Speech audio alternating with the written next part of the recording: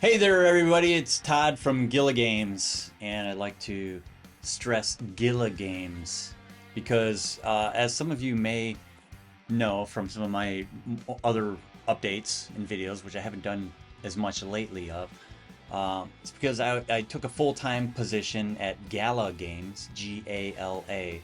Uh, but I started out as a contractor, and then I went to permanent full time in March of 2023.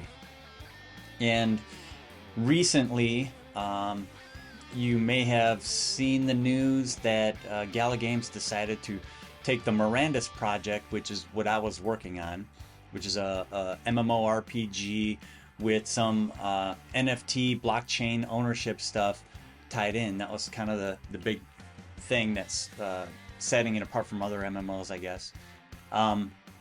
Anyway, they took the whole project and decided to move it to a team in Santiago, Chile, which is a brand new team that they just spun up for this purpose. And Mirandus isn't the only project that has had that happen to. Walking Dead Empires also went there, and I'm not sure what else.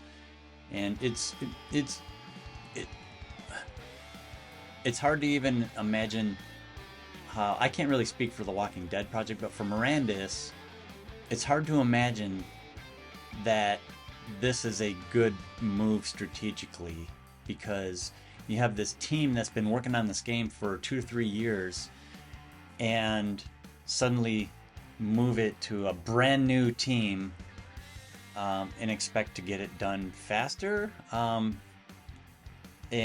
I don't know, better. I think the real key here is cheaper. There's no question that the development labor costs in Chile are less expensive than the United States. The United States is the most expensive country in the world when it comes to that kind of stuff. So there's no question about that. But the people at Gala Games haven't been really forthright and truthful about the motivations behind this. And it would be better if somebody just said, look, we're running out of money, we can't afford to continue this, so we're gonna try it with some less expensive help or whatever. But no, instead we get bullshit lies from the upper management talking about how bad of a job the Mirandus team was doing. This quote right here: in the name of transparency, though. So he's doing everybody a favor by telling us this lie. Did anyone tell you that they started a full rewrite of the back-end code for Mirandus 2 weeks ago because they realized it fundamentally wouldn't work? That's just total bullshit. That's not true at all. Not a single word of that is true. Our back-end code did not get rewritten from the ground up 2 weeks ago. It's been an iterative process over time. There's been optimizations added, mostly, network LOD stuff, a lot of really complicated stuff being added to it. Not rewritten. It's been enhanced and optimized, not rewritten. And it didn't just all happen in the last 2 weeks, that's for sure. Or 2 weeks before he wrote this. So, total bullshit. Did you know, then this is also cracking me up, did you know that it was having a hard time getting above 30 frames per second on God tier machines? Oh, no, I was not aware of that, because I playtest this game all the time when I was working at the company, and I was easily getting 60 frames per second, and that's with vertical lock at 60 frames per second. If my monitor had a higher refresh rate, it would probably go faster than that. So saying that it was having a hard time getting above 30 frames per second on God tier machines is ridiculous. That's just absolute total bullshit also. So, and then he goes on to say that some of the code is so borked, we're considering open sourcing it so you can play with it, literally, which is never going to happen. that's never going to happen. He knows that's bullshit, but he said it anyway. He's never going to open the source code to the public to take it. Because one thing he knows that would happen is if he made that open source, then the original team could just take it and make a game with it or do whatever they want with it. So that's not going to happen. So I just have to defend our team because we had a really good team led by Jason Hughes, who's the director of engineering. And, you know, which a lot of people are aware of who Jason is because he was pretty vocal on the Discord forums all along the way, because our team has been very directly in communication with the community all along the development cycle of this game. So people know exactly what's going on. We were about ready to launch another public play test right before this happened, and we wanted to make sure that it was a step forward and no steps backwards. So anything that was in a previous playtest, whether it was 11 months ago or 6 months ago, or it doesn't matter, we wanted to make sure it was still in the next playtest, even if it wasn't something we were focusing on for that particular playtest, because we didn't want to make it look like we were going backwards, because we weren't. But they pulled the rug out right before that happened, right before it could happen. So who knows how long it's going to be until it actually happens, if it does. I feel sorry for that team in Chile. They have a huge task in front of them to try to figure out how the whole system works, and it's a MMORPG. It's not a simple system. It's not a casual mobile game. It's nothing like that. You know, there's a lot of things that go into it, and there was still a lot of work to do. And it's not going to get done now. I can pretty much guarantee you it's not going to get done.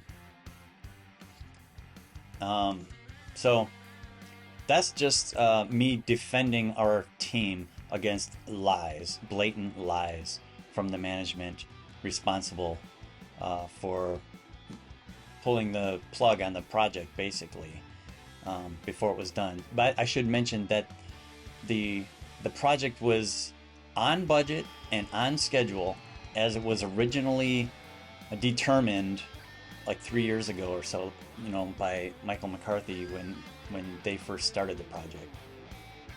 He gave a price of how much money it's going to take, how much time, and it was on schedule. So this is just money issues for Gala overall. And I'm speculating because I don't know the numbers. I don't know what the books look like, but it makes no sense at all, except for from a money standpoint. So, good news for Rising Star 2 fans, I guess, because I immediately switched back to focusing full-time on Rising Star 2. And as I mentioned in a previous video, finally got around to adding localization, which means translation to various languages. And it's been on the side because I've been focusing on Mirandus. So it's been an on the side thing up until now. So it hasn't gotten done as quick as I'd like it to. But it's also grown in scope more than what I originally envisioned, I guess. Because it's way more than just translating the text in the game. You know, translating text, there's a lot of text to be translated and a lot of phrases that need to be put together dynamically, I guess, in a way that works for different languages. That effort is also now expanding new regions of the map. So we got China, and then that's one region. Then there's going to be another region with Japan and South Korea.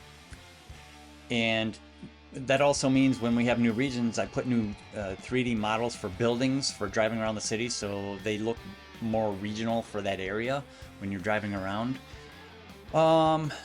And also the random name generator for NPC names for like the musicians you can hire from the store, or for the different business names and stuff like that, the lawyers, or I mean the managers. Those are all going to be now more nation specific. So whatever country they're in, they're going to have names that make sense in that country instead of all just American names. So there's various things to it other than just translating text. Oh, I'm going to add some more busking currencies. So you've seen in some of the other countries already, when you're busking, people throw money in there. It's, you know, currency from that country. So we'll see more of that too. So anyway, I just wanted to give a quick update about Rising Star 2 and about Mirandus and just where I am in general work-wise. So my short-term focus is this Rising Star 2 localization effort, which is I figured a couple more weeks and be ready for some public testing, because there's likely going to be some words, text here and there throughout the game that were missed, because the game is so big. There's so many different places where text appears that it's virtually impossible for one person to test the whole game and see every spot. So I think I've done pretty good on getting most of it. So that's the short-term goal. Beyond that, maybe a couple months down the road, I'm just gonna kind of play it by ear. Decide if I want to start a new Gala Games project, or if I want to join another small indie team. I don't know. It's up in the air. One idea that I've tossed around before is trying to do a fundraiser like a Kickstarter or something like that for Rising Star 3. If I did that, the only way I'd want to do that is if I could raise enough money in advance to hire a small team of people instead of doing it all myself. And the only way to hire other people is to be able to pay them. I generally can get by on the amount of money that's being earned from Rising Star 2 and other, you know, small sources that I can kind of buy enough time for myself, but other people aren't always that fortunate.